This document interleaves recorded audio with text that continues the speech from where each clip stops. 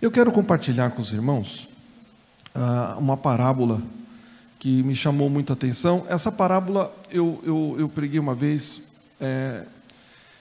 para as crianças. Meu ministério, há quase 30 anos atrás, lá, 30 e poucos anos, eu comecei com as crianças. E essa parábola eu contei para as crianças. Mas eu quero compartilhar com os irmãos sobre a parábola do bom samaritano. É uma parábola talvez muito conhecida dos irmãos, mas eu quero compartilhar com os irmãos. É o Evangelho de Lucas, no capítulo 10. Evangelho de Lucas, capítulo 10, do versículo 25 ao 37. Evangelho de Lucas, capítulo 10, versículo 25 a 30.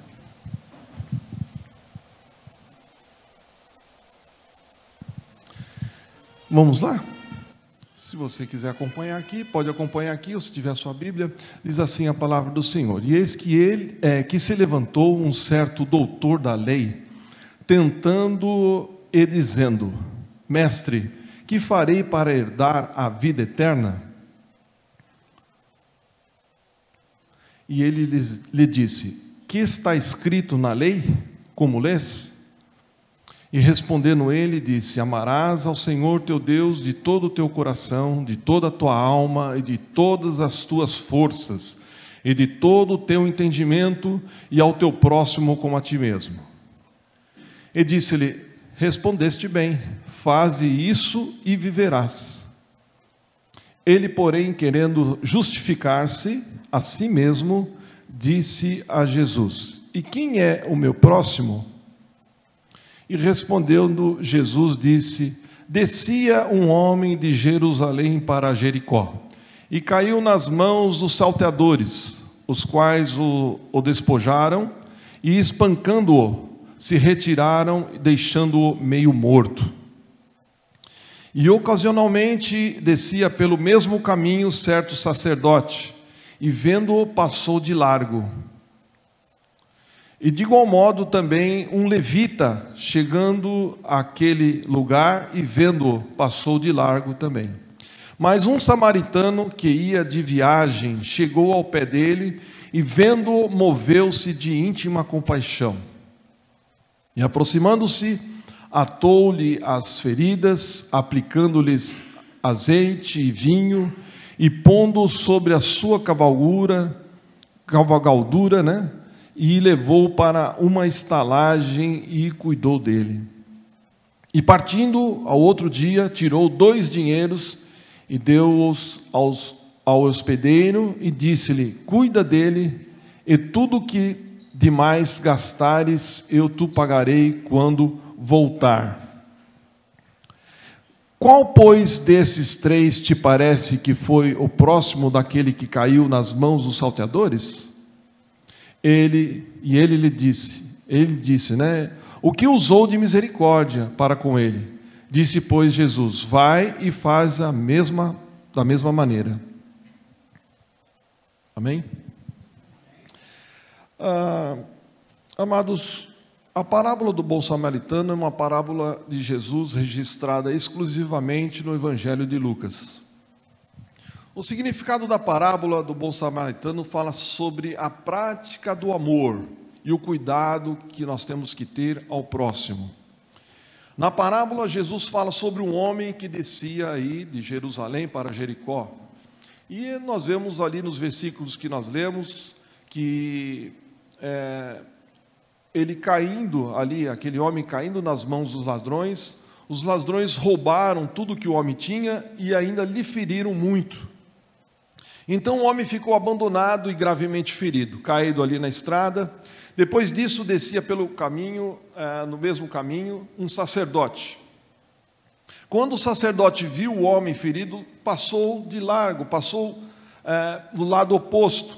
Da mesma forma, um levita também passou ali naquele caminho, que descia pelo mesmo lugar, e também passou de longe, não deu a mínima para aquela situação. Mas, em seguida, descia ali também um homem samaritano.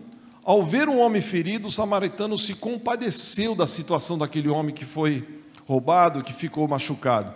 O samaritano tratou dos ferimentos daquele homem, colocou um pouco de óleo, colocou um pouco de vinho e começou a cuidar das feridas daquele homem, né?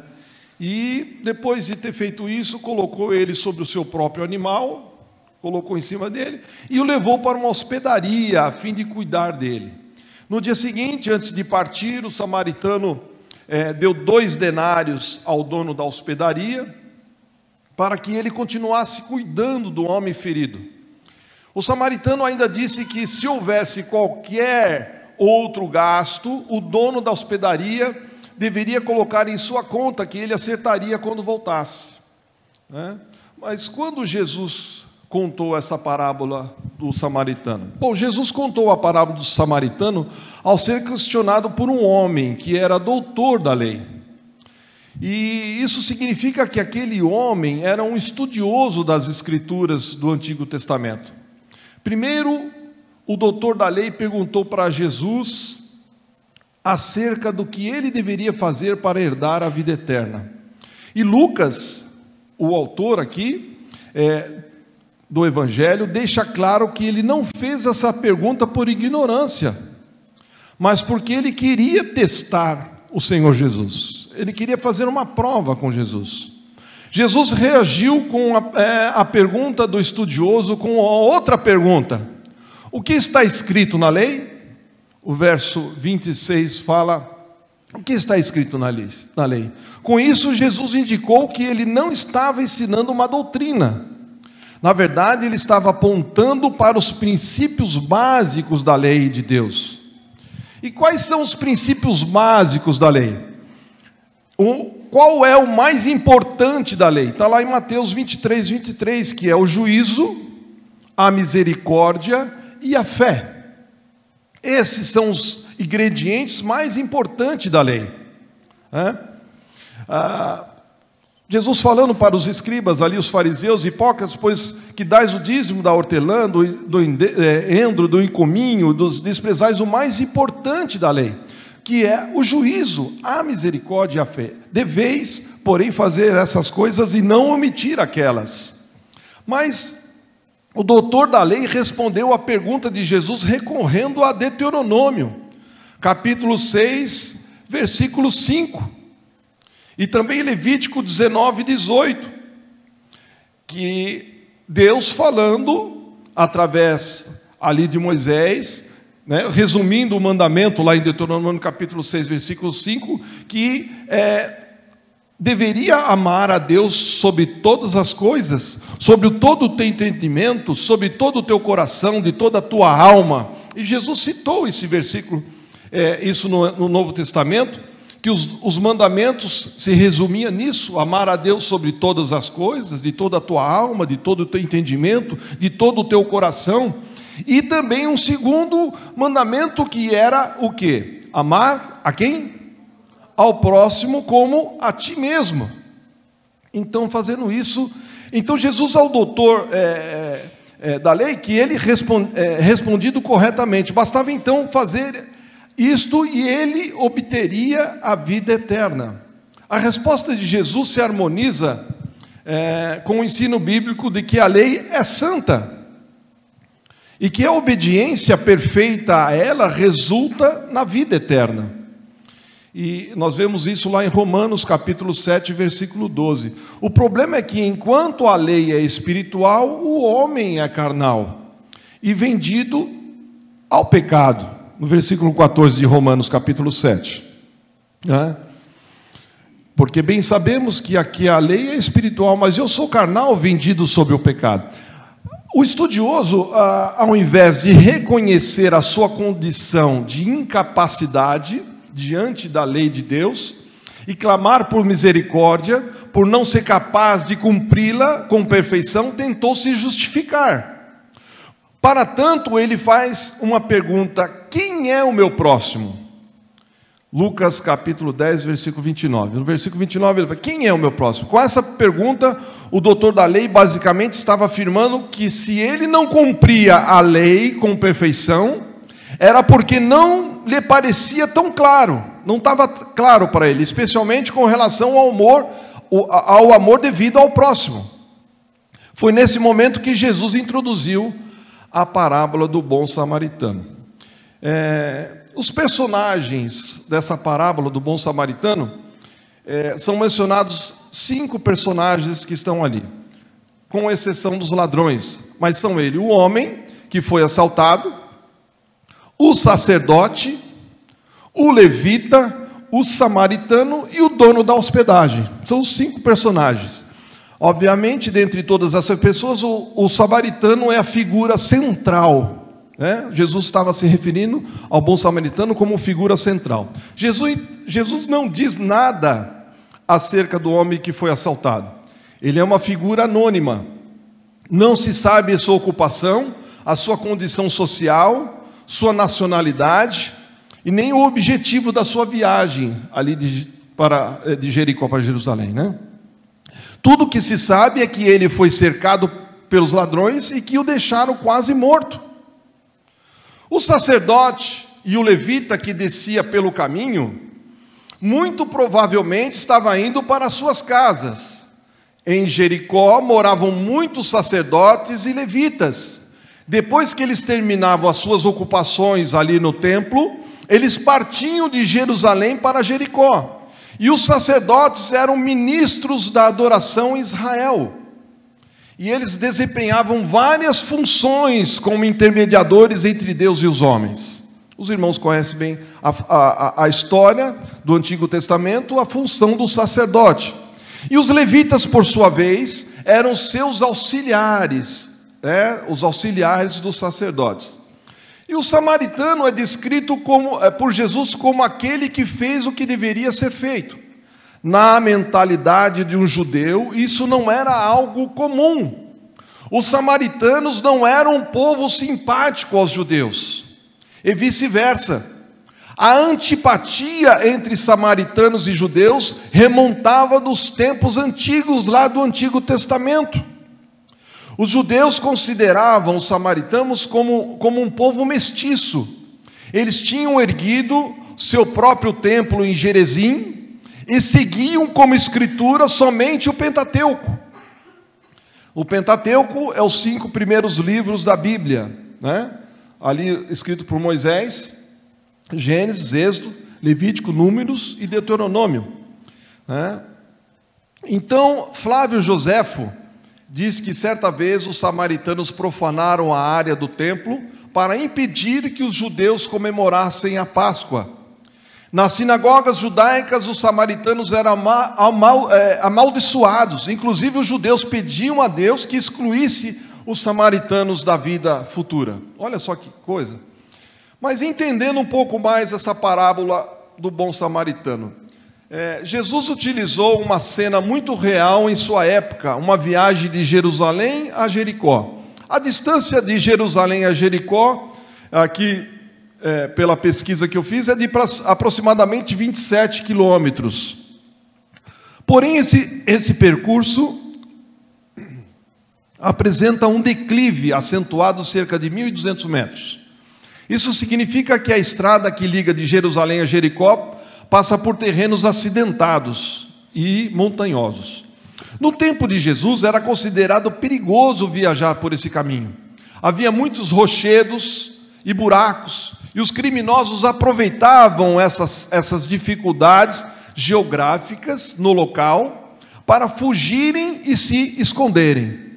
Quando um bando de ladrões atacava uma pessoa, dificilmente ele conseguia escapar. Foi isso que aconteceu com o homem da parábola. Quando a figura do sacerdote desponta na parábola, inicialmente parece ser uma indicação de esperança. Naturalmente, esperava-se que um homem considerado santo, um homem que recebia o povo, que recebia ali as petições e apresentava diante de Deus, para que Deus pudesse consumir o holocausto. Então, era justificável que esse homem que era considerado santo, um sacerdote, cuidasse daquela pessoa que estava caído no caminho, né? O coitado estava ferido, mas ele passou direto, não deu a mínima, passou de largo. preferiu seguir para o lado oposto da estrada. Para ele, quanto mais longe, melhor. Não havia nenhuma justificativa para o comportamento daquele homem. É verdade que a lei lhe proibia de tocar em algum cadáver. A lei proibia, era proibido tocar no morto, porque podia se contaminar. Se isso acontecesse, ele se tornaria cerimonialmente impuro. Mas o homem não estava morto. Além disso, o sacerdote não estava indo para o templo, ele estava voltando para casa. Quando o levita aparece na parábola, ele também não prova ser melhor que o sacerdote. Ambos tinham falhado em cumprir um dos requisitos mais imperativos e fundamentais da lei de Deus. Lá em Miqueias capítulo 6, versículo 8. O que diz lá em Miqueias, só para a gente estar atualizado aqui. Não sei se está lá. Ele te declarou, ó homem, o que é bom, e o que o Senhor pede de ti, senão que pratiques a justiça, e ames a beneficência, e andes humildemente com o teu Deus. Pratique a justiça. O que nós lemos lá em Mateus 23, a misericórdia, o juízo, né? A benevolência, esse é o mais importante. Então você nota que o Antigo Testamento não é só de fogo, não é só de saraiva, não é só de julgamento, de lei que oprime, mas também de um Deus que ama o seu povo, de um Deus que tem um carinho pelo seu povo, e Ele quer que esse povo ame os povos estrangeiros, que abrace esses povos estrangeiros também. Então é um Deus, como alguns interpretam, esse Deus é muito bravo, esse Deus do Antigo Testamento é um Deus diferente do Novo Testamento. Não, é um Deus que ama, e a lei fala sobre esse grande amor de Deus para com o seu povo, e havia instruções na lei para que esse amor eles transmitisse para as outras pessoas, inclusive para os estrangeiros, né? Eles não demonstraram amor e misericórdia para com os necessitados. Deus havia ordenado que os israelitas fossem misericordiosos, até mesmo para com estrangeiros e inimigos.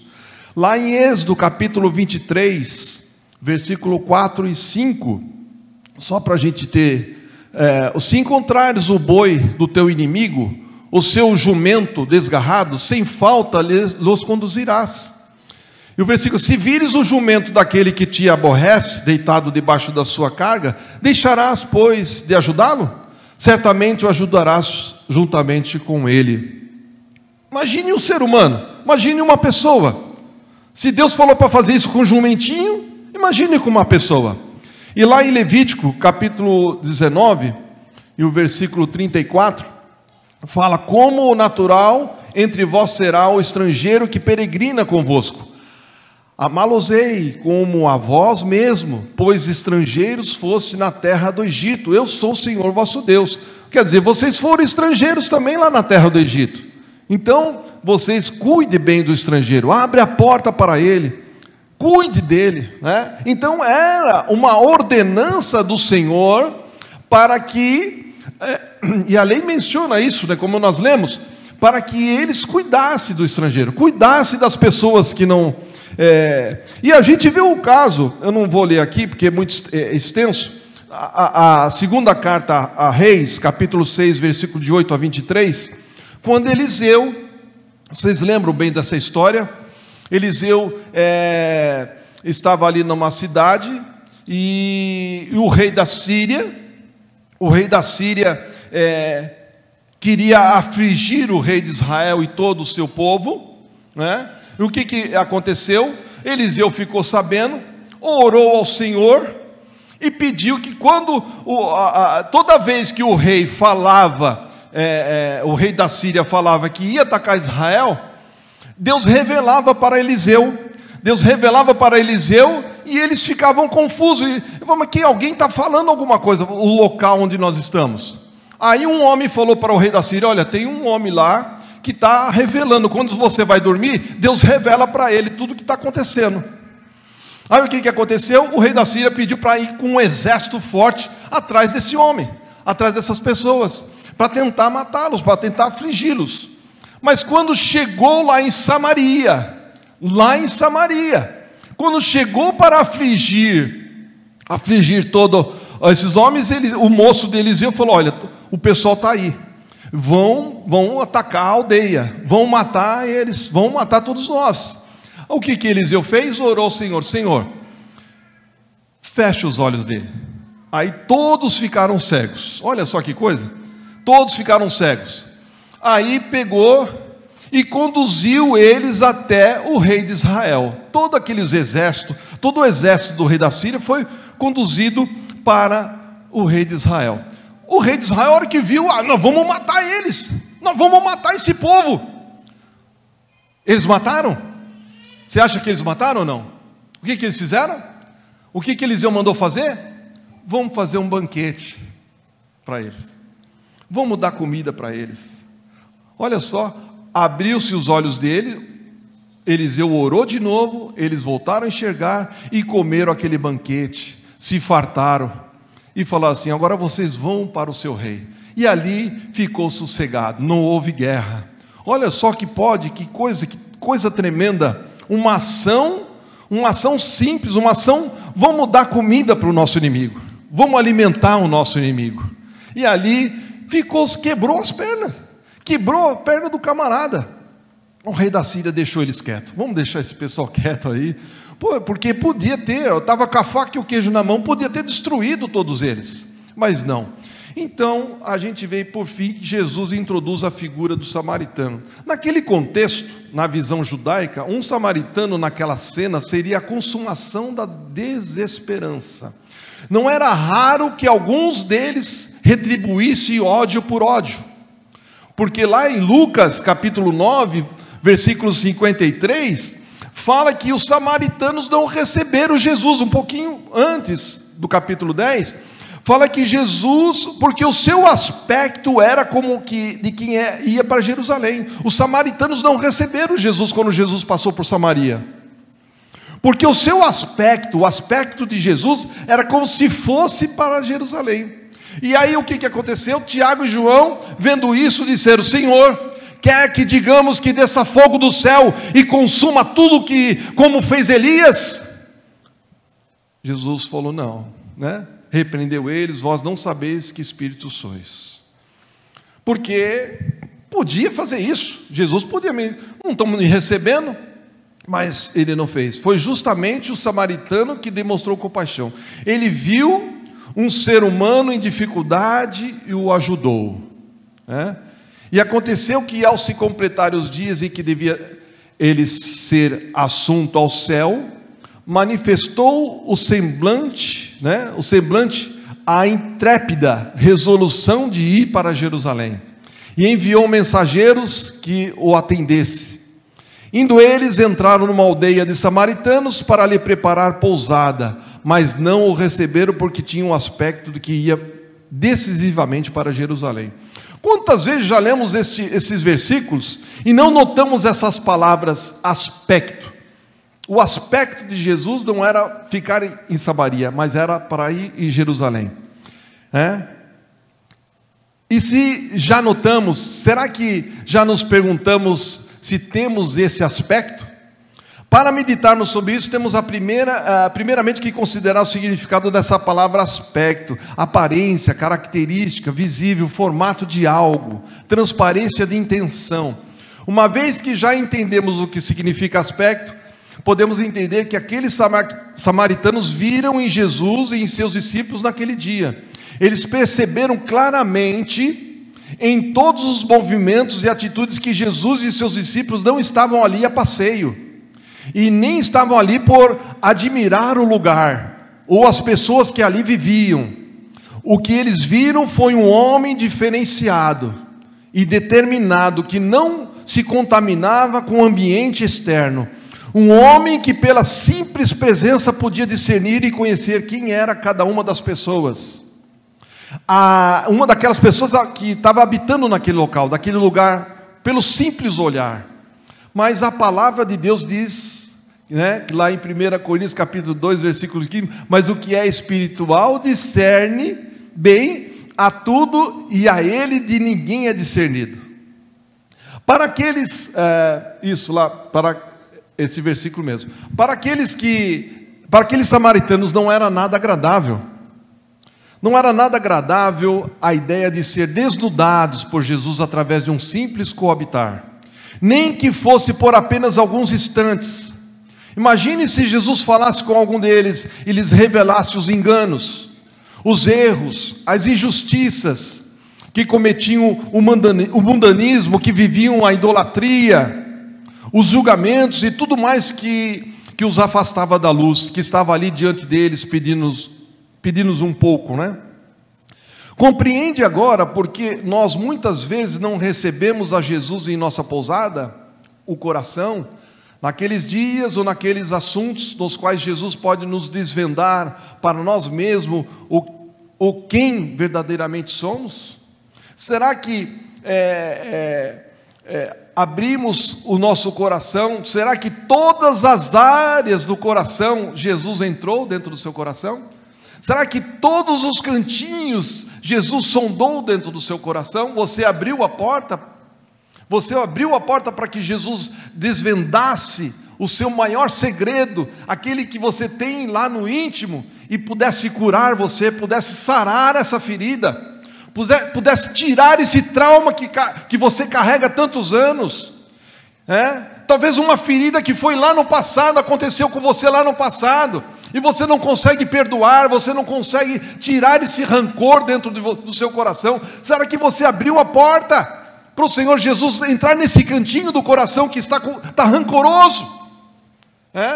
O aspecto de Jesus é para Jerusalém, mas ele passou por Samaria, e você precisa abrir. Os samaritanos ficaram com medo. Esse homem entrar aqui, vai revelar os segredos do nosso coração, porque assim Jesus fazia. No simples olhar de Jesus, Jesus revelava o que estava, qual era a intenção do coração, qual era a intenção daquelas pessoas, e Jesus revelava, e vinha à tona. E amados, às vezes tem coisas que carregamos, está dentro do nosso coração, só você e Deus sabe. Só você e Deus sabe o que você tem passado. Só você e Deus sabe aquele cantinho que está lá. Então eu peço a você, filho meu, dá-me o teu coração. Deus quer tratar com você no seu coração. Deus quer te dar um novo coração, e naquele lugarzinho mais obscuro, naquele cantinho do coração, Deus quer tomar conta dele também. Então deixa Deus entrar. Aqui talvez é um cantinho que está machucando você, que não deixa você prosseguir, que não deixa você caminhar, que não deixa você alavancar, para Deus te usar como Ele quer te usar. Deus te chamou, você está aqui, e nós estamos aqui com um propósito, e nós aprendamos isso, que nós vejamos isso, esse exemplo, amados. Às vezes, quantas vezes passamos de largo, passamos de longe, e o nosso irmão está aflito, quantas vezes acontece isso? Mas Deus revela para nós. O significado da parábola do bom samaritano fica claro diante da pergunta que precede a narrativa de Jesus: quem é o meu próximo? Na parábola do bom samaritano, Jesus responde que o próximo é todo aquele que necessita de amparo, independentemente de quem seja. Esse próximo, na maioria das vezes, não faz parte do nosso círculo familiar, ou do nosso grupo de amigos. Frequentemente o próximo é um estranho, alguém que não é atraente aos nossos interesses. Talvez pode ser até que esse próximo seja um inimigo, como no caso do samaritano e judeu, eram inimigos. Mas também é fácil perceber que na parábola de Jesus posiciona essa pergunta em sua forma correta. O ponto principal não é se perguntar quem é o meu próximo. A pergunta correta deve ser: eu estou sendo um bom próximo para os necessitados ao meu redor? Uma pergunta para nós. Vou repetir, a pergunta correta, a pergunta não é se perguntar quem é o meu próximo, mas a pergunta correta é: eu estou sendo um bom próximo para os necessitados ao meu redor? Estou vendo o meu próximo? Estou cuidando do meu próximo? A Bíblia é repleta de versículos no Novo Testamento que nós devemos carregar os nossos irmãos. Aqueles são muitos os que caminham, são muitos os que correm pelo estádio. Não é? Mas um só leva o prêmio, tem uns que estão correndo lá atrás, e às vezes você tem que passar o bastão daquele que você está segurando para aquele que ele segure o bastão e que corra também e alcance o prêmio, que corra junto com você. Tem pessoas que têm dificuldades, tem pessoas que não conseguem chegar a um patamar, porque são muitas lutas, não compreende. Mas Deus quer que você veja com os olhos do Senhor, que você enxergue com os olhos de Deus. Será que você pode enxergar com os olhos de Deus? Será que nós conseguimos enxergar com os olhos de Deus, amados? O que Deus faria em certas circunstâncias, em certas situações que nós passamos? Como é que Deus agiria? Se Deus estivesse aqui, o Senhor Jesus estivesse aqui, como é que Ele agiria numa situação dessa? Você mediante a diversas situações. Jesus termina a parábola do bom samaritano perguntando ao doutor da lei: quem provou ser o próximo do homem ferido? O estudioso teve de dizer que foi o homem que teve a misericórdia dele. Isto é o bom samaritano. Então Jesus conclui: vai e continue fazendo o mesmo, no versículo 37. A observação aqui, a palavra misericórdia de origem latina, surge da junção misério com miséria e coração. Ele representa, portanto, um sentimento de empatia. Olha só, colocar a miséria próximo do nosso próprio coração. A misericórdia se refere ao coração que se compadece e age. Érico Veríssimo, um escritor brasileiro, falou assim: o oposto do amor não é o ódio, mas sim a indiferença. E um autor desconhecido fala que Deus move o céu inteiro naquilo que o ser humano é incapaz de fazer, mas não move uma palha naquilo que a capacidade humana pode fazer. Aqui devemos lembrar de que a primeira pergunta do estudioso foi acerca de que como ele poderia obter a vida eterna. Então, com a parábola do bom samaritano, Jesus indica que guardar a lei do Senhor, cujo princípio básico é o amor a Deus, seguido pelo amor ao próximo, é um comportamento que caracteriza aqueles que são herdeiros da vida eterna. Jesus não ensina que as boas obras e o cumprimento da lei levam à salvação. O que ele ensina é que aqueles que são salvos andam nas boas obras e, como regra de gratidão, guardam os seus mandamentos. Os mandamentos do Senhor, lá em Efésios capítulo 2, versículo 10. Nesse sentido, o significado da parábola do bom samaritano pode ser resumido no conselho de Tiago: e sede cumpridores da palavra, e não somente ouvintes, enganando-vos com falsos discursos. Ou outra versão fala: tornai-vos, pois, praticantes da palavra de Deus, não apenas ouvintes, enganando-nos a vós mesmos. Então nós temos que colocar em prática a palavra do Senhor. Temos que colocar uma lição para nós, colocarmos em prática para nós. Porque às vezes a gente repara, uma vez eu estava dando o rosto, amados. Jesus sempre repreendeu os fariseus, porque os fariseus queriam passar uma coisa externa, uma coisa que não era correto, uma coisa que Jesus, ele vê o que está no interior. Nós vemos diversos versículos Jesus falando isso no Novo Testamento, nos Evangelhos, e sempre repreendendo os fariseus, repreendendo os escribas ali, aquelas pessoas, os doutores da lei, que o contamina o homem não é o que entra, mas sim o que sai, porque o que sai de dentro é o que vem lá do dentro do coração. Então, Jesus sempre estava sempre taxativo com esses homens. As pessoas queriam demonstrar que era mais santo que os outros, as jejuava. Perguntaram, por que os teus discípulos não jejuam? Né? Por que não jejuam aí no sábado? Por que não fazem isso? Por que não guardam o sábado? E Jesus sempre recriminando, falando pontuando eles que não era dessa forma de agir. O espelho, ele reflete, lá em Provérbios, capítulo 27, versículo 19, fala que, como na água o rosto corresponde ao como na água o rosto corresponde ao rosto, assim o coração do homem ao homem. Quer dizer, a água, quando você vai no rio, você vê o seu rosto, né? Você vê a você mesmo. Então é muito importante. Uma vez eu estava dando uma historinha para as crianças, só para a gente concluir aqui, já estamos um pouquinho já avançado. 5 minutinhos. Havia numa aldeia chinesa, nos tempos remotos, onde a tecnologia não tinha chegado lá ainda, uma aldeia muito simples. E nessa aldeia chinesa havia uma chinesinha, ela chamava Lilith Sen.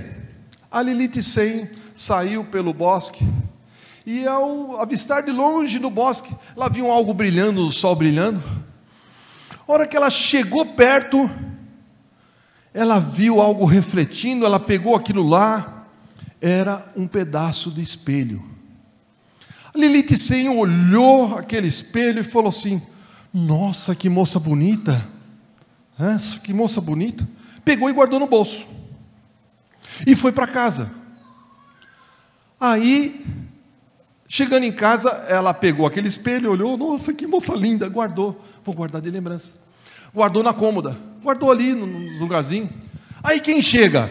Chega o esposo da Lilith Sen, o Lilith Su. Lilith Su chegou lá, amor, beijinho daqui, como você está, meu amor? Estou bem, então, não sei o quê. Aí entrou lá, entrou dentro do cômodo, abriu a cômoda, viu aquele negócio interessante. A hora que ele pegou o espelho, quem que ele viu? Quem que ele viu? Ele mesmo. Ele falou: nossa, que rapaz bonito. Nossa. Aí ele pensou: minha esposa está me traindo. Aí guardou. Aí ele ficou com aquilo no coração: alguma coisa está acontecendo. Quem que é aquele homem que está ali? Aí chamou a esposa dele, falou assim: amor, o que é aquele negocinho que tem um rapaz ali na cômoda? Quem que é aquele homem? Ela falou: que homem? Tem um homem lá, tem um retrato de um homem lá, tem alguma coisa estranha lá. Abriu a gaveta, ela abriu a gaveta, aí ela pegou o espelho, quem que ela viu? Ela. Não, é uma moça bonita. Ela falou: que nada, é um homem. Ele pegou o espelho, quem que ele viu? Ele, o homem. Aí falou: não, é um homem. E aí ficou naquela briga, os dois brigando, ela via ela e ele via ele, e aquela briga toda. Levaram para o sacerdote a briga. Vamos conversar com o sacerdote. Levaram a briga para o sacerdote. Pegaram aquele objeto e levaram para o sacerdote. Aí, olha, está acontecendo isso. Aí ela contou tudo para o sacerdote. Ele falou assim: não, mas ela falou: não, é uma moça. E ele falou: não, é um homem. Aí o sacerdote pegou aquele espelho. Quem que ele viu? Ele. Vocês estão brigando por causa de um velhinho? Que coisa! Estão brigando por causa do velhinho? Pegou o espelho e guardou. Vão em paz, vocês estão brigando com esse velhinho, isso aqui não é nada não, vão em paz. Moral da história, amados. Isso eu contei para as crianças, na época que eu dava aula para as crianças, né? E, moral da história, o coração reflete aquilo que nós somos. A água reflete aquilo que nós somos. O espelho reflete aquilo que nós somos. Amém? Deus quer tratar no seu coração. Deus quer tratar dentro do seu coração. Como está o seu coração? Filho meu, dá-me o teu coração. Amém? Vamos colocar de pé em nome do Senhor Jesus. Eu não sei o que você tem passado, eu não sei de que forma está o seu coração, do que você precisa, do que você necessita. E às vezes a gente precisa de um solavanco, de um renovo espiritual, né? De uma coisa que nos alavanque para que a gente continue caminhando, né? Talvez uma porta aberta. Talvez você esteja, talvez aí com o seu relacionamento meio conturbado, ou talvez está pedindo para o Senhor: Senhor, eu preciso de um namorado, eu preciso de uma namorada, um relacionamento, ou Senhor, eu preciso de uma porta de emprego, Senhor. Talvez eu não sei como é que está o seu coração, mas Deus sabe. No tempo certo, Deus vai abrir as portas. Você precisa esperar no Senhor. Se você está pedindo para o Senhor um namorado, você está confuso, espere em Deus, espere no Senhor. Não vá buscar fora, não vá buscar fora. Você sabe que foi na lei, era proibido fazer a irrigação da terra com boi e cavalo. Por isso que Paulo fala em 1 Coríntios, que não devais ajuntais com jugo desigual. O jugo é aquela canga que vai no animal, para lavrar a terra. Então não podia, porque se você vai lavrar a terra com um boi e um cavalo, o que acontece? O boi vai, o cavalo fica, ou o cavalo vai, o boi fica, e você não consegue lavrar a terra. É a mesma coisa você namorar com uma pessoa que não é crente, que não é luz, não vai andar junto com você, não vai travar, a vida espiritual vai ficar travada. Então espere em Deus, espere no Senhor, espere que Deus vai trazer a luz. Se você está esperando algo de Deus, espere em Deus. Escuta bem o que eu estou te falando. Deus tem o melhor para você. Deus tem o melhor para você. Saiba disso. Então Deus nos trouxe hoje aqui para isso, para que você dê o seu coração, não só um cantinho do coração, mas dê o seu coração todo para Deus. Senhor, meu Deus, que levante as suas mãos para o alto do céu. Senhor, obrigado, Senhor. Obrigado porque a Tua palavra é maravilhosa, Senhor. E nós compreendemos que o nosso coração pertence a Ti. A nossa vida pertence a Ti. Caminha conosco, Senhor. Fortalece as nossas vidas. Abençoa-nos, ó Senhor. Meu Deus querido, talvez saímos de casa, alguns, ó Senhor, triste, ou com o coração partido, ou com a alma triste. Mas eu peço a Ti, Senhor, alegra, Senhor. Dá uma semana de bênção, de vitória. Abre as portas dos céus. Talvez alguém precise de uma porta de emprego, Senhor. Meu Deus querido, em nome de Jesus, abre a porta, Senhor. Meu papai, nós pedimos a Ti em nome do Seu Filho Jesus, derrama a chuva seródia, a chuva de bênção, Senhor. Receba, Senhor, ó meu Deus querido, a nossa adoração neste momento. Eu sei que o Senhor está nos ouvindo, ó Pai, e nós pedimos: abençoa a Tua igreja, abençoa as nossas vidas neste momento. Precisamos de Ti, Senhor. Ó Deus querido, toma conta da nossa vida, que possamos enxergar com os Teus olhos, ver como Tu vês, Senhor, e que não possamos ser, ó papai, como aqueles homens que passaram de largo, mas que possamos ter a compaixão, a misericórdia. Por isso pedimos a Ti, meu Senhor, dá-nos um coração, arranca o nosso coração de pedra e dá-nos um coração de carne, Senhor, um coração abençoador, papai, em nome de Jesus. Pedimos a Ti, Senhor, neste momento, nós Te pedimos e Te louvamos em nome de Jesus. Amém? Abaixe suas mãos. Quantas pessoas estão aqui que não são crentes, não são evangélicos, não são crentes, não aceitaram Jesus? Todos aceitaram Jesus já? Todos aceitaram? Eu quero fazer uma outra pergunta. Alguma pessoa se desviou dos caminhos do Senhor? Alguma pessoa se desviou, se afastou dos caminhos e quer voltar? Tem alguém? Não tem? Não tem? Amém? Vamos dar uma salva de palmas ao Senhor Jesus? Amém?